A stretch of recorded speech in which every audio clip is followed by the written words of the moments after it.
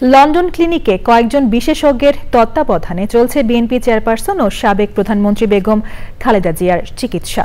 বেগম জিয়ার ব্যক্তিগত চিকিৎসক AZM জাহিদ হোসেন জানিয়েছেন, আরও কিছু টেস্টের রিপোর্ট পাওয়া গেলে কোন ধরনের চিকিৎসা হবে সে ব্যাপারে সিদ্ধান্ত নেওয়া যাবে। তবে সাবেক প্রধানমন্ত্রীর অবস্থা এখন অনেকটাই স্থিতিশীল।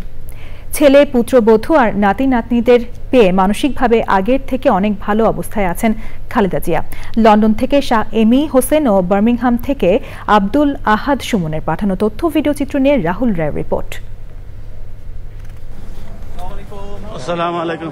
৮ ডিসেম্বর উন্নত চিকিৎসার জন্য লন্ডন ক্লিনিকে ভর্তি হওয়ার পর থেকেই বিএনপি চেয়ারপারসন ও সাবেক প্রধানমন্ত্রী বেগম খালেদা জিয়ার সঙ্গে আছেন তার ছেলে, বিএনপির ভারপ্রাপ্ত চেয়ারম্যান তারেক রহমান ও পুত্রবধূ জোবাইদা রহমান।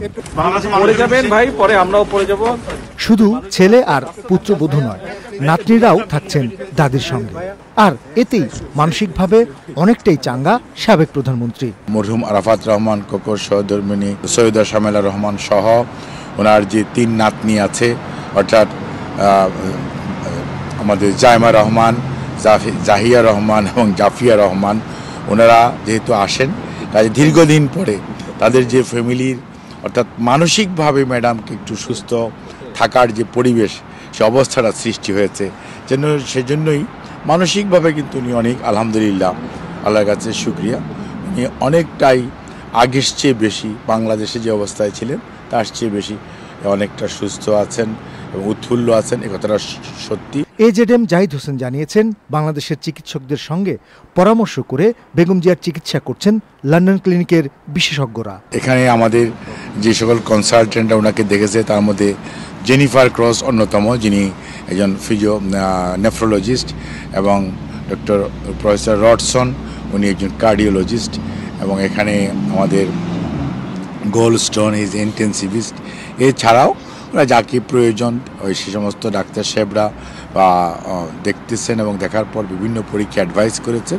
পরীক্ষা নিরীক্ষার পরবর্তীতে ওনার চিকিৎসার মধ্যে গতকাল বিকেল থেকে কিছু পরিবর্তন আনা হয়েছে, শারীরিকভাবে ওনাকে আরও সুস্থ রাখার জন্য এবং তার সুস্থতা যাতে এত দ্রুত হয় সেসব বিষয়ের দিকে খেয়াল রেখে আমাদের চিকিৎসকদের সাথে পরামর্শক্রমে এবং ওনাদের নিজস্ব যে গাইডলাইন, নিজস্ব যে প্রোটোকল লন্ডন ক্লিনিকের, সে অনুযায়ী ওনার চিকিৎসা ওনারা চালিয়ে যাচ্ছেন। যুক্তরাজ্য বিএনপির নেতারা সার্বক্ষণিক হাসপাতালে থাকছেন, আপডেট জানাচ্ছেন সাংবাদিকদের। সবসময় আমরা পাশে আছি, আমরা থাকবো যত সময় পর্যন্ত ম্যাডাম হসপিটাল থাকবেন বা লন্ডনে থাকবেন।